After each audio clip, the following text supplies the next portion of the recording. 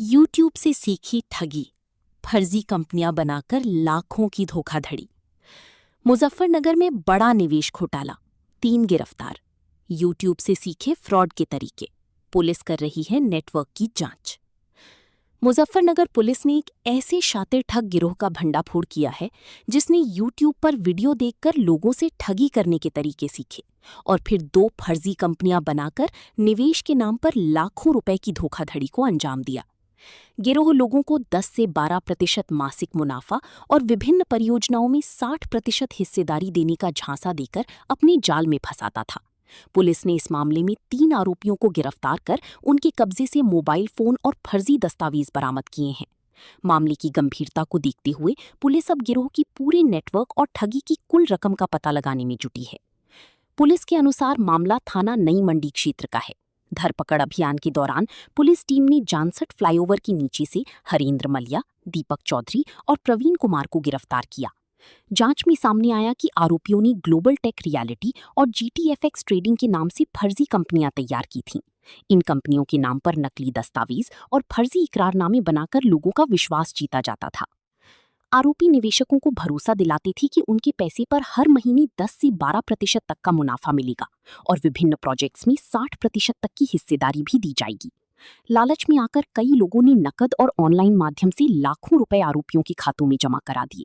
रकम मिलने के बाद आरोपी लोगों से संपर्क कम कर देती थी और उन्हें झूठे आश्वासन देकर टालते रहती थी। पूछताछ में सबसे चौंकाने वाला खुलासा ये हुआ कि आरोपियों ने ठगी की नई तरीके यूट्यूब पर उपलब्ध वीडियो देखकर सीखी थी।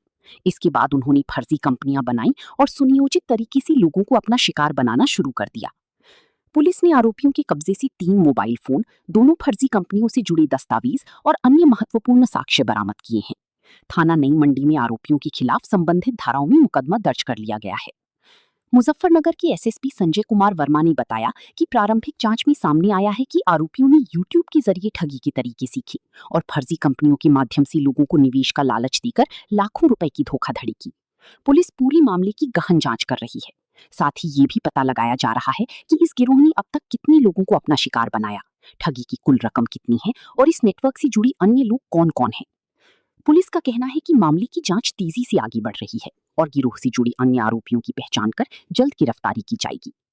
अधिकारियों ने लोगों से अपील की है कि किसी भी कंपनी या व्यक्ति की झांसे में आकर बिना पूरी जांच पड़ताल के निवेश न करें और संदिग्ध गतिविधि की जानकारी तुरंत पुलिस को दें।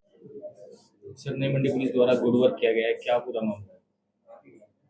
देखिए, क्षेत्राधिकारी नई मंडी और इंस्पेक्टर नई मंडी तथा उनकी टीम समाधान दिवस, थाना समाधान दिवस की एक उपलब्धि है ये, निश्चित तौर से शासन की मंशा के अनुरूप थाना समाधान दिवस होता है। उस परिदृश्य में टीम बैठी हुई थी। उसी दौरान 20 से 25 लोग थाने पर कंप्लेन करते हैं, जिसके परिदृश्य में तत्काल क्षेत्राधिकारी और इंस्पेक्टर मंडी द्वारा इस संदर्भ में तत्काल जांच पड़ताल की जाती है और तथ्यों के बारे में जानकारी के पता चलता है कि 3 लोग ऐसे हरेंद्र मलिया, दीपक चौधरी, प्रवीण कुमार, जो क्रमशः वेगराजपुर, गांधी कॉलोनी नई मंडी और आजपुरी शेखपुरा के रहने वाले हैं, आपस में एक प्लानिंग करते हैं रियल एस्टेट के माध्यम से और 2 कंपनियों का सृजन करते हैं, GTFX और ग्लोबल टेक कंपनी, जिसके एक स्वयंभू डायरेक्टर प्रोप्राइटर बन जाते हैं और लोगों को एक ऐसा स्कीम का उसमें प्रलोभन देते हैं कि 1 लाख रुपए इन्वेस्ट करोगे तो आपको हर महीने 7,000 रुपए ब्याज के रूप में देंगे, बाकी आपका जो मूलधन है वो बचा रहेगा। इस तरह से उन्होंने जून 2025 से करोड़ों रुपए का इन्होंने जो है घोटाला किया था, जिसके परिदृश्य में इनके खिलाफ जांच के आधार पर, क्षेत्राधिकारी की जांच के आधार पर अभियोग दर्ज किया गया तथा इन्हें गिरफ्तार किया गया है। इन्होंने अपना जुर्म कबूल भी कर लिया है और इस तरह से वो पैसा लेके भागने वाले थे, तभी कंप्लेन के आधार पर तत्काल इनको गिरफ्तार कर लिया गया मुकदमे करने के बाद, तथा इन्होंने स्वीकार किया कि इनके द्वारा जो है कई लोगों से पैसा जमा कराया गया था और अब पैसा चूंकि अब इनके पास था नहीं और ये विभिन्न प्रकार के शेयर मार्केट वगैरह में ये पैसा लगाते थे तथा कोई रजिस्टर्ड नहीं थे। इसी वजह से इसमें जो RBI के तहत जो बड्स एक्ट है 2019 उसके तहत इस सीजर की कार्रवाई की गई है। उस एक्ट के तहत कार्रवाई भी इसमें इनके खिलाफ की जा रही है।